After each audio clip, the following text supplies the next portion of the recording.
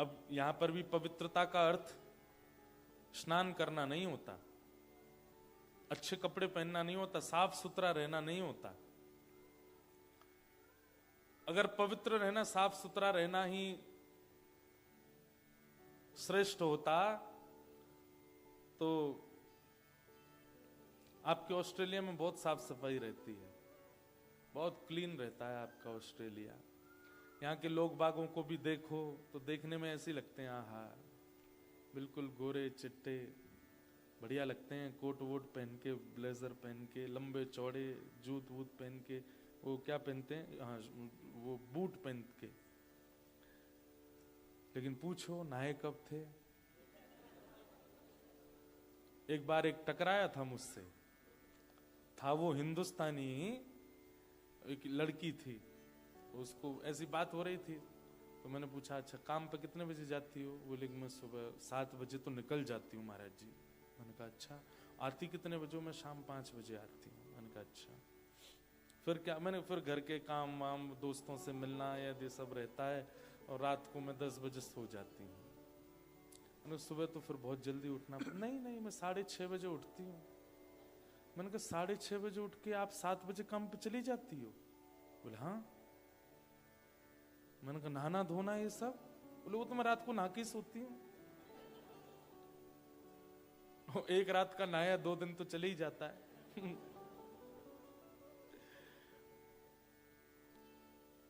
ऐसी तो यहां स्वच्छता है।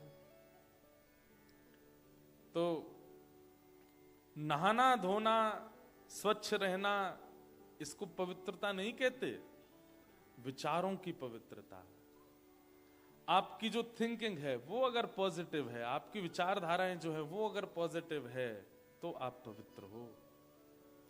कई लोग होते हैं उनके पास में हर बार एक रीजन है, कभी कहीं जा रहे थे कोई काम नहीं बना तो वो अपनी बात नहीं लेते कि मेरे से नहीं बन पाया, वो ऐसा विचार करते हैं उसने मेरे ऊपर कुछ करा दिया है, वो मुझे देख रहा था, उसकी मुझे नजर लग गई है, वो चाहता ही नहीं था कि हो, अब वो बहुत खुश हो रहा होगा मेरा काम नहीं बना है।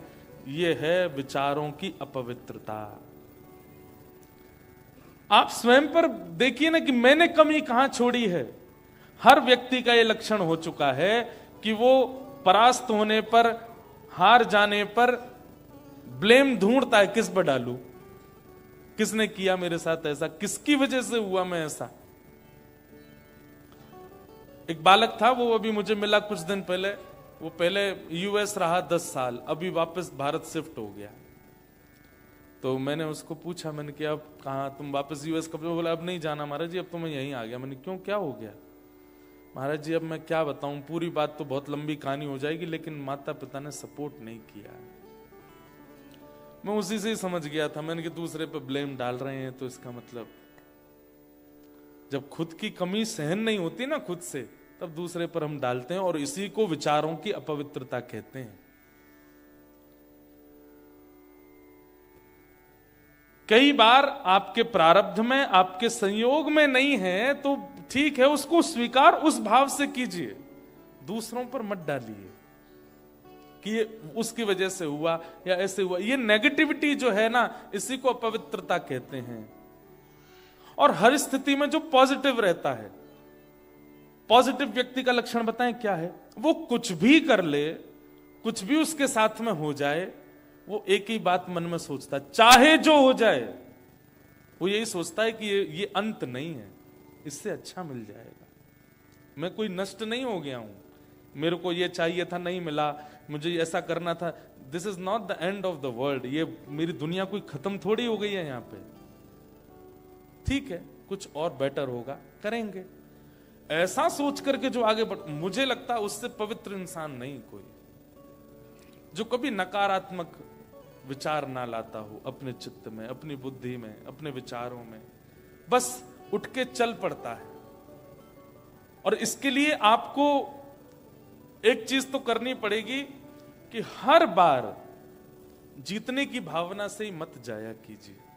भगवान ने गीता में अर्जुन से एक ही बात कही, अर्जुन तू युद्ध कर, पूरी मेहनत से कर, जोर लगा के कर, पर जीतेगा ये सोच करके मत कर, तू परिश्रम कर और जो प्राप्त हो उसके लिए तैयार रहे। जीत मिले तो अच्छा, और हार मिले तो तेरे को कम से कम ये तो नहीं होगा कि मैंने परिश्रम नहीं किया था। तू परिश्रम कर। भगवान ने एक बार भी ये नहीं कहा कि तू जीत के लिए लड़, युद्ध के लिए लड़, कर्म के लिए कर्म करो, निभाने के लिए जियो। हमारी इच्छाएं क्या हो जाती हैं, हर जगह विजय विजय विजय, जीत जीत जीत, और पहले ही इतना सब कुछ विचार कर चुके होते हैं कि फिर जब वो नहीं मिलता तो फिर कोसने के लिए दूसरों को ढूंढते हैं। ये नकारात्मक विचार जो हैं ये प्रिय नहीं है ठाकुर जी को, पहली बात। दूसरी बात, बहुत ज्यादा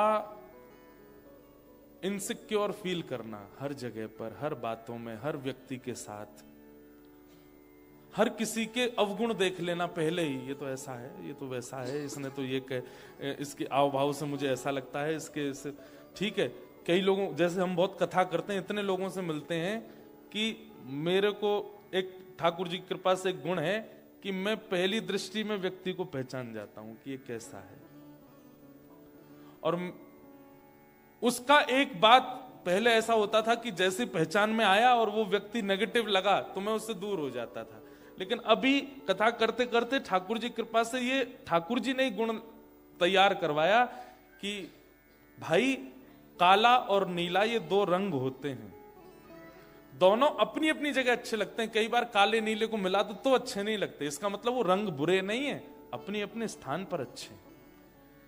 सामने वाला व्यक्ति नेगेटिव मुझे लगा है लेकिन वो अपनी किसी स्थिति में नेगेटिव नहीं होगा, इसलिए उसके प्रति गलत भावना ना रखूं मैं। ये विचारधारा, इसको पवित्र कहते हैं। किसी की बुरी स्थिति देख करके या बुरा व्यवहार देख करके या बुरी विचारधारा देख करके आप उसको जज मत कीजिए, आप उसके प्रति पॉजिटिव ही रखो अपनी विचारधाराओं को। इसको कहते हैं पवित्रता।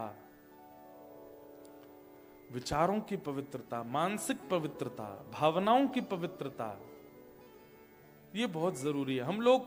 मैं अभी कहां, सिडनी में शायद कहीं बता रहा था कि हम लोगों की दृष्टि कैसी है पता है? आप सबके पास एक क्वालिटी है, सबके पास।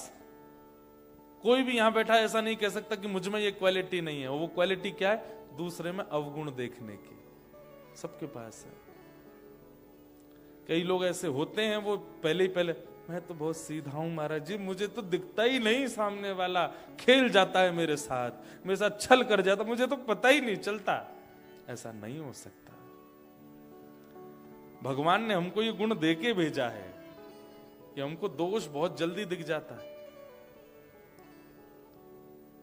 और ये केवल सत्संग में सामर्थ्य है। सत्संग के अंदर ये एबिलिटी है कि आप सत्संग करते हैं, आप नित्य किसी का श्रवण करते हैं, नित्य किसी वैदिक परंपरा, वैदिक भावनाओं को श्रवण करते हैं, तो श्रवण करते करते ये क्वालिटी आपकी जनरेट होती है कि आप अवगुण देखना बंद करो। गुण फिर भी नहीं देखते, लेकिन अवगुण देखना बंद कर देते हो। अवगुण नहीं देखते, और यही पवित्रता है, यही विचारधारा है। हमने 3 बार स्नान तो कर लिया, परफ्यूम तो लगाया, अच्छे अच्छे कपड़े तो पहन लिए, लेकिन विचारों को शुद्ध नहीं रखा।